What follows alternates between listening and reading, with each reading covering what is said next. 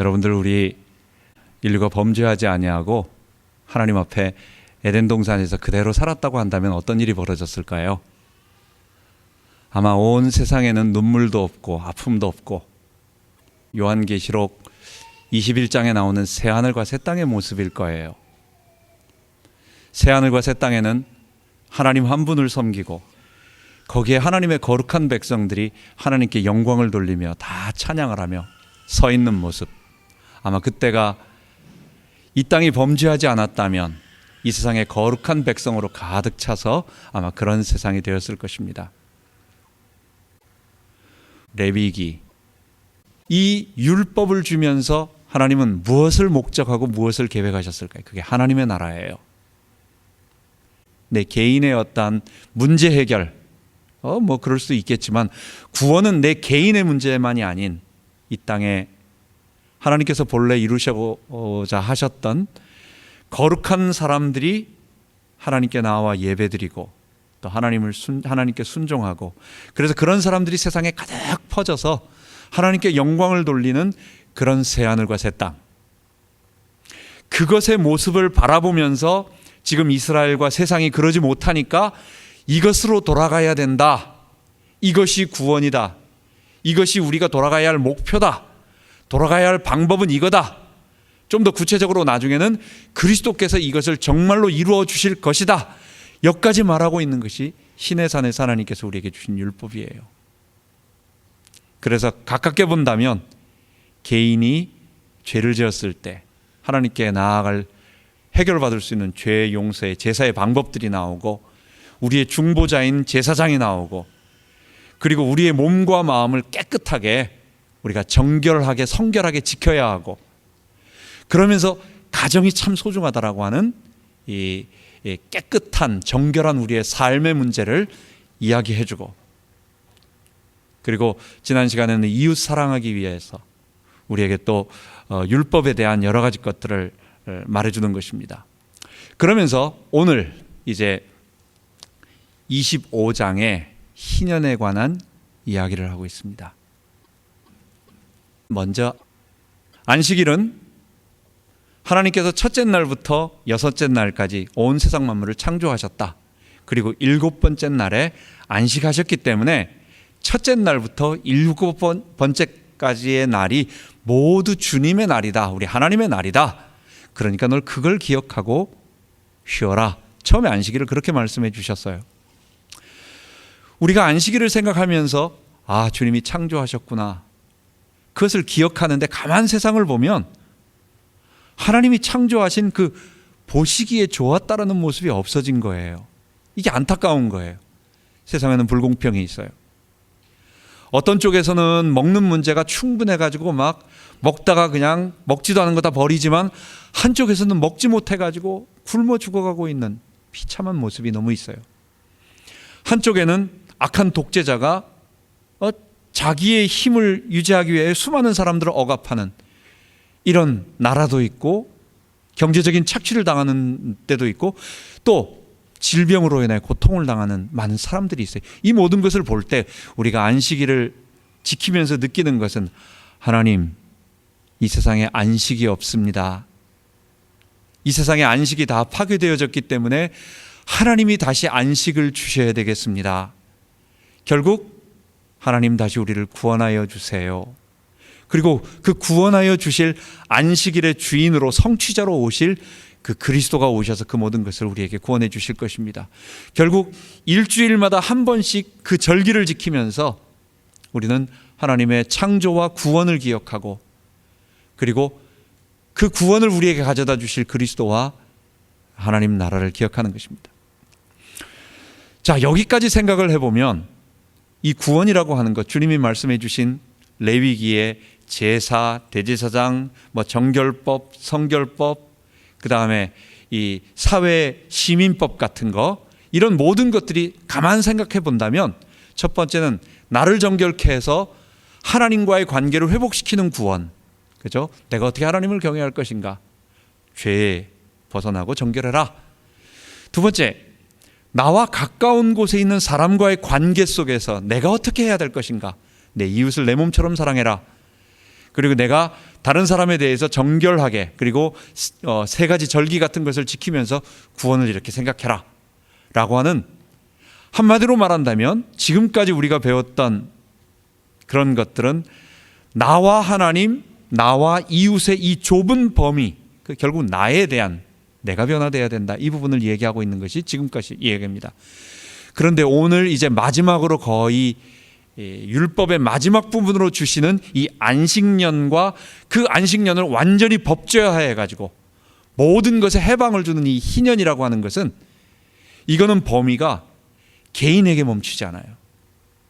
이거는 한 국가 전체, 그래서 제가 처음에 서론에 한 개인의 구원이 아닌 온 세상에 하나님의 백성으로 가득 차서 먹을 것 문제 없고, 아픔과 눈물이 없고, 억압과 착취가 없고, 이런 것이 없는, 이것이 제도적으로 세상 전체, 국가 전체가 되어진 것.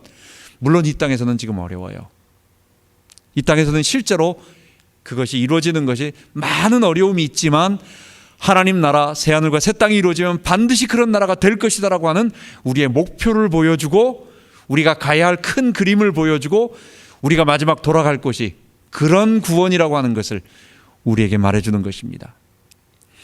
그래서 하나님은 일주일마다 한 번씩 안식일을 지키면서 그 구원을 생각하게 해보고, 그 다음에 7년에 한 번 안식년으로 정해서 사람이 쉬듯이 땅도 좀 쉬어라. 이 말은 뭐예요? 사람만 그런 것이 아니라 온 세상 모든 만물도 다 회복되어져야 된다는 것. 그렇다고 한다면 오늘 읽은 희년입니다. 오늘 제목은 희년. 이 희년은 뭐냐? 구원의 은혜와 기쁨을 누리는 해입니다. 자, 오늘 8절부터 오늘 13절까지 읽었는데, 8절부터 보면 희년이라고 하는 것을 여러분 들었을 것입니다. 우리말로는 기쁠 희자를 써서 기쁨의 해입니다. 올해를 1년으로 치면 올해부터 50년째 되는 해, 이거를 계속 반복해 보다 보면 7년이 첫 번째 안식년, 두 번째 14년째가 두 번째 안식년, 3, 7이 20일, 21년째가 세 번째, 네 번째, 다섯 번째, 이러면서 7, 7이 49 하면은 이 7년이 7번 돌아간 해, 그때를 희년이라고 하나님께서 주빌리라고 이야기하는 것입니다.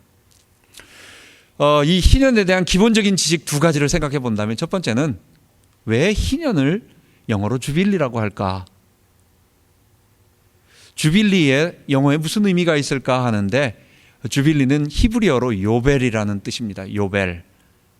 히브리어로 나팔을 요벨이라고 하기도 하고 소파르라고 하기도 하는데, 그냥 희년을 요벨이라고 하기 때문에 그 요벨을 라틴어로 유빌라레라고 번역을 하고, 그러니까 음역으로 그냥 들리는 대로 그냥 바로 라틴어로 주빌라레, 그리고 영어로는 주빌리라고 번역한 것입니다. 우리는 주빌리라고 쓰면 좀 이상하니까 기쁨의 해다라고 해서 한자를 써가지고 희년이다, 요벨을 희년이다 이렇게 한 겁니다. 첫 번째 기본적인 지식 하나. 두 번째는 아까 읽은 것처럼 희년이 49년째 되는 해인가 아니면 50년째 되는 해인가, 이게 약간 헷갈려요. 아주 그렇게 중요한 건 아니지만 77절은 오순절하고 같은 말인데 77이 49하고 오수는 순이 열이니까 50이 같은 해예요. 차이는 뭐냐? 히브리어에 셈법이 있는데 첫째 날부터 세면 그게 되돌아가서 49 다음에 플러스 1이 되면 다시 원을로 돌아오는 거예요. 근데 그 다음 날부터 세면, 마치 우리 한국 사람은 나이를 양력으로 세거나 음력으로 세거나 하는 것처럼 양력으로 세면 태어나자마자 한 살로 쳐가지고 이렇게 가듯이, 그러나 1년 돌아온 것을 한 살로 치듯이 그것과 똑같이 해서 요즘 복음주의적인 건전한 신학자들은 7번째 맞이하는 대안식년인 그것이 희년이다, 뭐 이렇게 보고 있습니다. 이건 기본적인 지식이고, 자, 그럼 이제 본격적으로 희년에 대한 것들을 우리 한번 알아보도록 하겠습니다.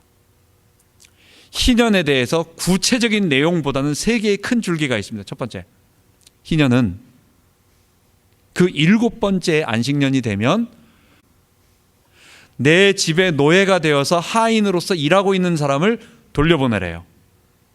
그리고 나한테 빚진 것을 다 탕감해주고, 세 번째, 집을 갖다가 만약에 저당 잡히거나 땅을 저당 잡혔을 때는 그 땅을 원래 주인에게 돌려주래요. 이게 법이에요. 이게 하나님께서 율법으로 이렇게 말씀하여 주셨어요. 자, 이 희년이 오늘날 자본주의 사회에 제도화가 돼서 한번 우리에게 이루어진다고 한번 생각을 해보세요. 우리 성경 말씀을 그대로 지킵시다.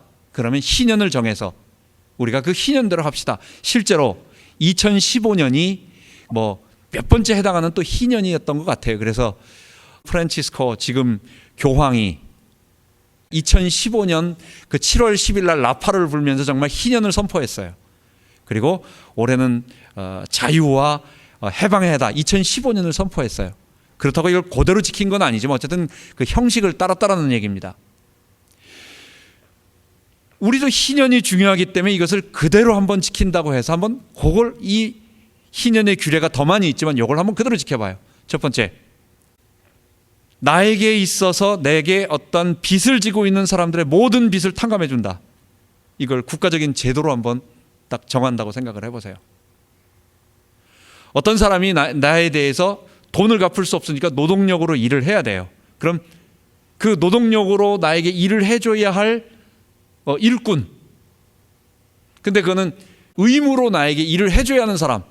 옛날에는 이 사람을 노예라고 말할 수 있고 종이라고 말하고 오늘날에는 뭐 어쨌든 하인 비슷한 가장 가깝게 우리 하인이라고 말할 수 있는 뭐 어떤 그런 사람이 있어요. 또 밭이나 논 같은 것을 갖다가 나한테 저당 잡혀가지고 이렇게 했는데 내가 그것을 다 돌려준다. 이건 굉장한 문제인 것 같아요. 내가 만약에 빚을 진 사람이라면 내가 빚을 탕감받는다면 뭐 아멘 할렐루야 다 좋겠는데 내가 그것을 풀어주고 내가 그것을 갖다가 탕감해주고 내가 그것을 돌려줘야 하는 사람의 입장이라고 한다면 이거 조금 생각이 그러니까 이 희년이라고 하는 것이 많은 생각을 갖다가 우리에게 가져다 주는 거예요. 그게 상식적으로 희년 합시다 이렇게 말할 수 없는 부분이 있는 거라는 거예요.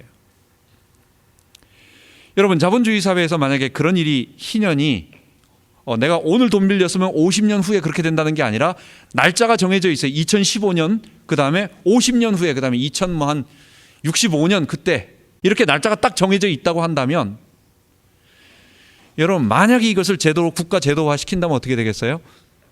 사람이요 돈을 마음대로 빌릴 겁니다. 무조건 돈을 빌리는 거예요. 어차피 국가에서 딱 탕감해 주니까. 안 그렇겠어요? 토지가 있습니다. 내가 여기서 당연히 일을 해야 돼요. 일을 해서 소산을 만들어서 그것을 먹고 하나님께도 드리고 또 세금도 내고 국가가 돌아가도록 해야 된대요. 근데 싫어. 이거 그냥 저당 잡혀가지고 남 줘버리고 돈 받아가지고 그거 다 써버리고 그냥 희년 될 때까지만 버티면 돼. 여러분 상당히 그런 것이 있을 것 같죠? 실제로 있는 겁니다. 이런 어려운 오늘날 자본주의 사회에서 있을 수 없는 이 희년을 근데 성경은 말하고 있어요. 우리 성경대로 해야 되는 거 어떻게 해야 되죠? 성경은 그 당시 이스라엘 상황과 그 이스라엘 그 조건을 봐야 됩니다. 희년은 가나안 땅에 이스라엘 백성이 들어갔어요. 이 가나안 땅은 이스라엘이 자기가 힘으로 얻어내고 자기가 뭐 원래부터 갖는 게 아니에요. 하나님이 하나님의 땅으로 하나님의 나라로 정하시고 이 영토를 왕이 백성들에게 하나씩 하사하면서 분배해 주고 여기에서 최선을 다하여 너가 경작하고 창세기 1장 27절 28절처럼 생육하고 번성하고 땅에 충만하고 정복하고 다스리면서 이것을 잘 기경해서 하나님의 영광을 위해 살라고 소유권을 준 게 아니라 사용권을 준 거예요. 이스라엘의 땅은 그런 겁니다. 자, 이스라엘은 모두 노예에서 해방된 애굽 포로에서 해방된 그래서 누가 누구를 지배하고 누가 누구를 짓밟고 누가 누구를 억압하는 그런 사람들이 아니라 이스라엘 모두 다 동등한 평등한 하나님의 백성이에요. 가나안 땅에 들어가는 이스라엘 백성들 하나님의 나라는 이걸 기억하라는 거예요. 이스라엘 백성이 가나안 땅에다 들어갔는데 똑같이 분배를 했는데 세상에 흉년이 들어가지고 싹 어려운 게 아니라 풍년이 들었는데 어떤 일이 생겼어요. 개인에게 갑자기 일을 하다가 다쳐가지고 농기구에 다쳐가지고 손을 못 쓰게 됐다. 아니면 갑자기 질병이 들어가지고 누가 죽게 되었다. 일할 사람 남편이 죽게 되었다. 그러니까 개인의 불행이 이 땅에는 있을 수 있는 거라고요. 그럼 어떻게 해야 돼? 어려움 당한 사람은 그럼 그냥 뭐 도둑질 해먹을 수는 없는 거고, 그때 옆에 있는 사람에게 가서 나에게 조금만 쌀이든지 돈이든지 좀 빌려줘서 내가 생활할 수 있게 좀 해달라. 하나님은 얘기합니다. 형제의 어려움을 결단코 그냥 두지 말라는 거예요. 그때는 어려움을 반드시 빚을 빌리고 빚을 주는 거예요. 오늘날처럼 우리가 흥청망청 쓰기 위해서, 오늘날처럼 우리가 과소비하고 막 뭐 좋은 거 사고 막 이렇게 하려고 하는 그런 것이 아니라, 이거 지금 먹고 사는 문제를 얘기하는 거예요. 지금 농경사회에서 아무것도 얻을 수 없는 그 소출을 못 얻으면 어떻게 되는 거예요? 죽는 거예요. 그때 가서 곡식을 꾸거나 거기에 돈을 빌리거나 해서 생계를 유지하는 겁니다. 조금 더 상황이 심각해져 가지고 그 돈을 빌려온 것만 갖고 안 돼. 그러면 이제는 그것이 다 떨어지면 하나님께서 내게 주셨지만 이 기업을 이 사람에게, 그렇다고 완전히 파는 건 아니죠. 어쨌든 내 사용권을 이 사람에게 주면서 당신이 이것을 사용하시고 내가 먹을 것을 얻을 수 있도록 양식을 좀 주세요 하는 문제예요. 세 번째, 그것도 안 되면 내가 당신 집에서 일하겠습니다. 내가 당신의 하인이 되고 종이 되겠습니다. 내가 먹을 수 있게 해주세요. 지난 시간에 하나님께서 포도원과 밭에 곡식을 다 거두지 말라고 그랬잖아요. 한 60분의 1 정도는 남겨놓으라고 했어요. 우리 생각에 내가 다 정리해가지고 깨끗하게 다 해서 내 돈의 한 60분의 1 정도를 따로 떼어가지고 그 사람에게 주면 어떨까? 여러분 어떤 일이 벌어질까요? 사람이 자기가 노동을 해서 내가 정당하게 먹는다라고 하는 그런 마음을 가져야지, 그렇지 않고 내가 다 해가지고 주는 나는 행색내고 사람들 다 불러가지고 이렇게 수여하고 사진 찍고 이런 거 하면 받는 사람 상당히 힘들어져요. 그리고 고통스럽고 본인의 어떤 노동 의지라든지 여러 가지 그런 것이 있는 거예요. 하나님은 아주 섬세한 거예요. 그래서 힘들지만 노동이라고 하는 것을 스스로 함으로 이거는 내가 정당하게 받아서 얻는 거다라고 하는 그런 것처럼, 마찬가지로 희년도 그것과 똑같은, 다른 사람에게 종이 되는 것은 내가 그러니까 하나님이 부리는 사람에게 너 저 사람을 함부로 짓밟지 않는 거다. 종이 아니다. 저 사람이 먹고 살 수 있도록 네가 일자리를 부여해서 생계를 유지할 수 있도록 너의 일꾼으로 삼아라. 그 얘기인 것입니다. 이처럼 희년이라고 하는, 우리가 다 알고 있는, 기본적으로 돈을 탕감해주고 종은 노예로 풀어주고 노예에서 다시 돌아가서 집으로 돌아가게 하고 땅도 다 돌려준다라고 하는 것은 오늘날 죄에 묶여있는 이 자본주의 세상이 아닌 이스라엘 형제의 그 세상, 그 상황 속에서 하나님 나라가 이런 거다라고 하는 것을 우리에게 보여주는 것입니다. 자, 그래서 세 번째로 우리 한번 보도록 하겠습니다. 이러한 희년이 언제 이루어지느냐? 이러한 희년은 그리스도께서 우리의 희년이 되어주세요. 아까 희년을 읽을 때 7번째 안식일에 7월 11일 날 요배를 불라, 요배 양각 나팔을 불라고 말했습니다. 그러면 7월 1일이 나팔절이잖아요. 그 사람들은 7월을 갖다가 한 해의 시작으로 봅니다. 그렇기 때문에 7월 1일이 1월 1일이고 그 다음에 한 열흘쯤 돼가지고 그게 뭐예요? 우리 속죄일이라고 하는 거예요. 그러니까 나팔절날 나팔을 불어서 1년 시작하면 신년이 될 것 같은데 그렇게 안 하고 열흘 후에 속죄일, 속죄 예배가 다 끝나고 나서 나팔을 부는 거예요. 여러분 이건 뭘 의미가 있어요?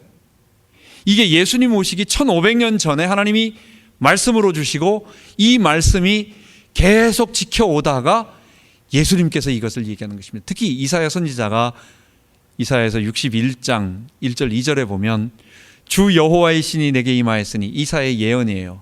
이는 여호와께서 내게 기름을 부으사 가난한 자에게 아름다운 소식을 전하게 하심이라. 나를 보내사 마음이 상한 자를 고치며 포로된 자에게 자유를, 갇힌 자에게 노임을 전파하며 여호와의 은혜의 해와 우리 하나님의 신원의 날을 전파하여 그래서 슬퍼하는 자들, 재 대신 화관을 씌워주고 슬퍼하는 자들에게 기쁨으로 관을 씌우는 그런 날이 되게 할 거고, 그들로 의의 나무, 다 황폐했던 사람들을 그들로 의의 나무, 곧 여호와의 심으신 바 그 영광을 나타낼 자라 일컬음을 받게 할 것이라 라고 이사야가 예수님 오시기 600년 전에 예언했는데, 예수님은 이 예언을 그대로 인용하면서 누가복음 4장 사역을 시작하실 때 가버나움 회당에서 첫 번째로 성경을 딱 들어가서 펴시는 거예요.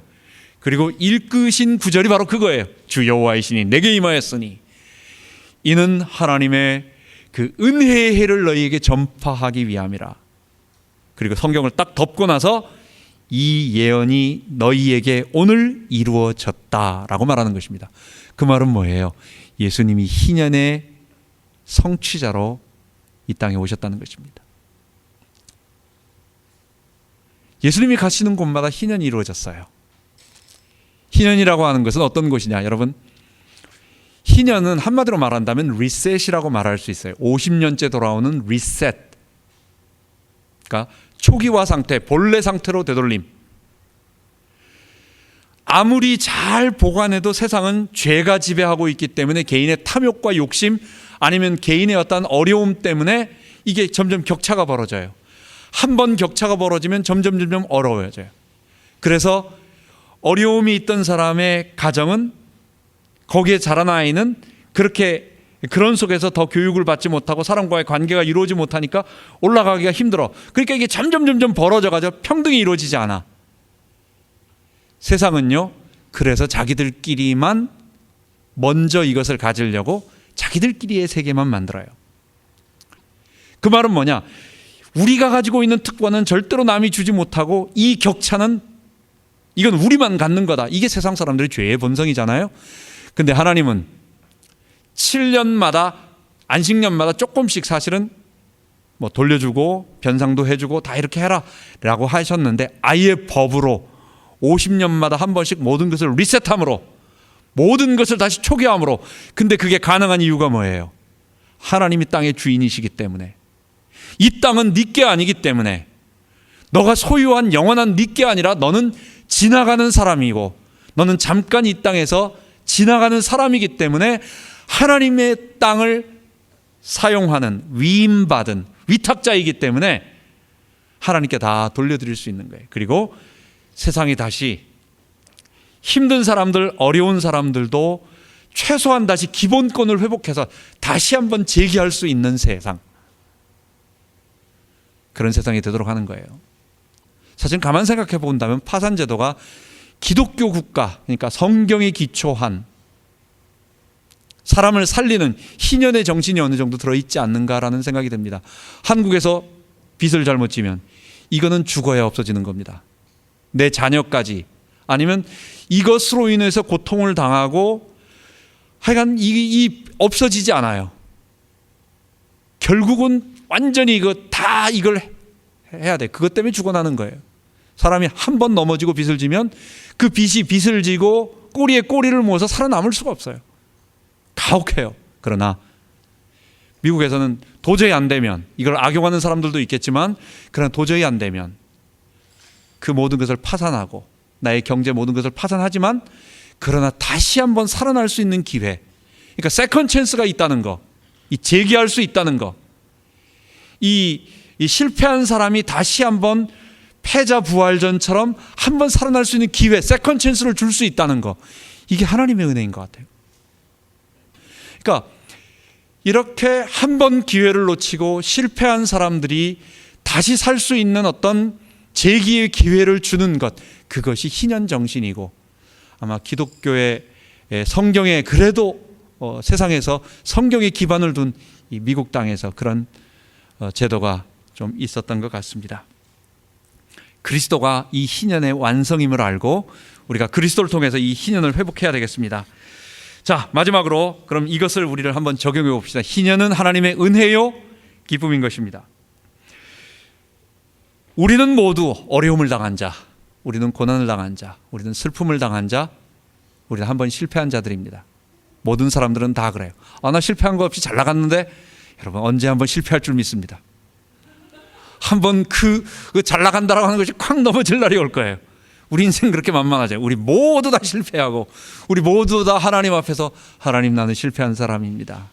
나는 하나님의 희년이 필요합니다. 나는 종되었고 나는 남에게 빚을 졌고 나는 나의 땅까지 내 기반이 되는 이 근거까지 남에게 줄 수밖에 없는 막다른 골목에 간 사람들입니다. 우리에게는 하나님의 희년이 필요합니다.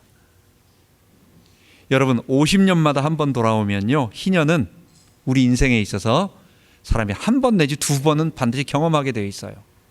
안 그렇습니까? 뭐 50 이전에 죽는 사람도 있을 수 있지만 작년에 희년을 시작했으면 올해 태어난 애들은 어쨌든 한 나이 50쯤 되면 한 번은 경험해요. 하나님께서 우리에게 한 번 내지 두 번의 분명한 회복의 모든 은혜들을 아예 제도적으로 만들어 놓고 하셨듯이 여러분과 저에게 회복의 은혜, 구원의 은혜를 주십니다. 실패했다고 낙심하지 말고, 넘어졌다고 절망하지 말고, 하나님께서 우리에게 주시는 이 놀라운 희년의 축복 다 해방시켜 주시고, 나의 무거운 짐, 도저히 갚을 수 없는, 내가 놀고 먹기 위해서 이 돈을 빌린 것이 아닌데 어쩔 수 없이 살기 위해서 빚을 졌는데 이걸 도저히 갚을 수 없어 마지막에는 손들 수밖에 없는 그 상황 속에 주께서 그 모든 것을 탕감해 주는 하나님의 은혜가 있습니다. 그 은혜, 우리 하나님은 정말 좋으신 분, 그 하나님의 우리에게 주시는 그리스도의 희년을 우리가 체험해야 되겠습니다. 희년을 기대하고 회복을 우리가 사모해야 되겠습니다. 두 번째는 우리가 하나님의 주권을 믿고 믿음으로 이 희년을 선포하고 적용해 봅시다. 우리가 맨날 희년만 바라보면 나만 희년 받겠다 생각하지 말고, 내가 언젠가 다른 사람을 도와줄 수 있을 때, 내가 남에게 내가 남의 빚을 받아가지고, 이 빚이라고 하는 것은 저 사람을 살려주는 거예요. 내가 돈 벌려고 하는 그런 것이 아니라 저 사람이 지금 살아야 하는데, 그렇다고 한다면 저 사람을 살리기 위해서 내가 땅도 사고 뭐 한 이런 모든 것들을 돌려주려고 하는 그런 것을 내가 희년으로 해볼 수 있도록. 여러분, 이 희년을 갖다가 내가 적용하려고 한다면 이거 돈이 많이 들어가는 겁니다. 생각을 해보세요. 내가 빚을 다 줬는데 이거 싹 없애버리래요. 땅 내가 샀는데 이거 다 돌려주래요. 객관적으로 생각한다면 이거는 물질이 많이 들어가는 거예요. 그게 용기가 필요한 거예요. 생각을 해보세요. 지금 단순하게 그냥 주머니에 쌈짓돈 있는 거 한번 저녁 식사 사줘라 뭐 이런 거 이렇게 하는 게 아니라 지금 굉장히 큰 걸 말하고 있잖아요. 이건 하나님의 주권을 믿고 하나님의 은혜를 체험하지 않으면 못하는 겁니다. 그래서 하나님은 먼저 우리들에게 은혜를 주시겠다고. 하나님의 주권, 내 생사화복은 내가 가지고 있는 물질에 있지 않다. 이 돈이 나를 갖다 다스리는 것이 아니고 나를 보호하는 것이 아니라 하나님이 나를 보호하신다. 그렇기 때문에 나는 이 물질 큰 덩어리지만 돌려줘도 나 살 수 있다 라고 하는 믿음의 결단, 하나님의 주권을 믿고 하나님의 은혜를 체험하지 않으면 안 되는 거예요. 레위기 20장 21절 22절에 보면, 25장 20절 21절에 보면 사람들이 물어봅니다. 자, 안식년이 됐습니다. 안식년 땅 쉬래요. 아무것도 하지 말래요. 그럼 우리가 그에 뭐 먹고 삽니까? 라고 물어본다라는 거예요. 하나님 뭐라고 말하냐? 내가 3년 먹을 거 준다는 거예요. 6년째 됐습니다. 내년이 안식년이에요. 그리고 내년이 희년이에요. 동시에 큰 7번째 안식년이에요. 그러면 올해 파종을 하지 않으면 1년 먹고 살아야 됩니다. 그 다음에 그 다음 해가 돼서 그때 심어야 돼요. 그죠? 그럼 그 해에도 못 먹는 거예요. 2년 동안은 못 먹게 되는 거예요. 하나님은 2년 동안 먹을 게 아니라 3년 먹을 걸 준다는 거예요. 그러니까 하나님이 은혜를 주시겠다는 거예요. 그래서 희년을 우리의 억지로 되는 어떤 크리스찬은 이거 해야 되는데라고 하는 어떤 의무보다도 하나님의 절대 주권 믿고, 돈은, 물질은 나의 주인이 아니고 나를 보호하시는 하나님인 것을 믿고, 그 다음에 정말 하나님의 은혜를 구하며 그 하나님이 주시는 은혜를 주시겠다고 약속하셨으니까 그 약속을 믿고 한 걸음 한 걸음 나아가는 발걸음. 근데 하나님 정말 주신다는 거예요. 이런 우리의 고백이 있었으면 좋겠습니다. 이것을 좀 더 직접적으로 우리에게 적용한다면 아무래도 주일 예배 정도가 아닐까요 하는 생각이 듭니다. 우리 미국에 사는 사람들, 개인 사업하는 데 있어서 가장 큰 일이 주일날 사업을 많이 해, 뭐 가게도 다 사업에 하잖아요. 내가 뭐 그런 거 신경 안 써도 될 만한 큰 오너라면이야 뭔 문제가 있겠습니까마는, 그러나 그렇게 되지 않는다면 수입이 많이 들어오는 그 주일날인데 이날 우리가 예배를 이거는 굉장한 용기가 필요해. 돈이 크니까. 근데 항상 거기에 그걸 생각하게 되면 우리가 거기에 계속 잡히게 돼요. 이건 언젠가 한번 결단을 해야 할 문제인 것 같아요. 내가 그래서 주일날 예배만큼은 하나님 앞에 드리고 하나님 앞에 결단하고, 내가 요 시간에 하나님 앞에 드리는 것, 눈에 보이는 물질의 손해가 있는 것 같지만 하나님이 우리를 통치하시기 때문에, 하나님이 은혜를 주시겠다고 약속하셨기 때문에 그것을 믿음으로 고백하고 주일 예배 헌신하고, 또 혹시 우리에게 고백할 수 있다면 물질의 헌금을 드리는 이런 부분까지도 다 하나님 앞에 믿음을 고백하는 희년의 축복을 기대하는 우리가 되었으면 좋겠습니다. 우리가 기도하겠습니다. 하나님 아버지, 우리가 이제 율법의 조항들 아주 큰 마지막 범위인 희년, 안식년과 안식년의 마지막 절정이라고 말할 수 있는 희년에 대해서 오늘 율법을 정리했습니다. 믿음이 필요하고 또한 우리의 결단이 필요하고, 뿐만 아니라 우리 자신이 희년의 그 축복을, 우리가 자유함과 비탄감과 우리가 노예에서 해방되는 그 부분이 우리에게 필요합니다. 그리스도께서 우리의 그 희년이 되어주시고 우리를 자유케 하심을 생각하고, 그리고 혹시 또 우리가 믿음으로 고백해야 할 때는 하나님의 은혜를 기억하며 희년을 우리에게 적용할 수 있도록 은혜 베풀어 주옵소서. 감사드리며 우리 주 예수 그리스도 이름으로 기도하옵나이다. 아멘.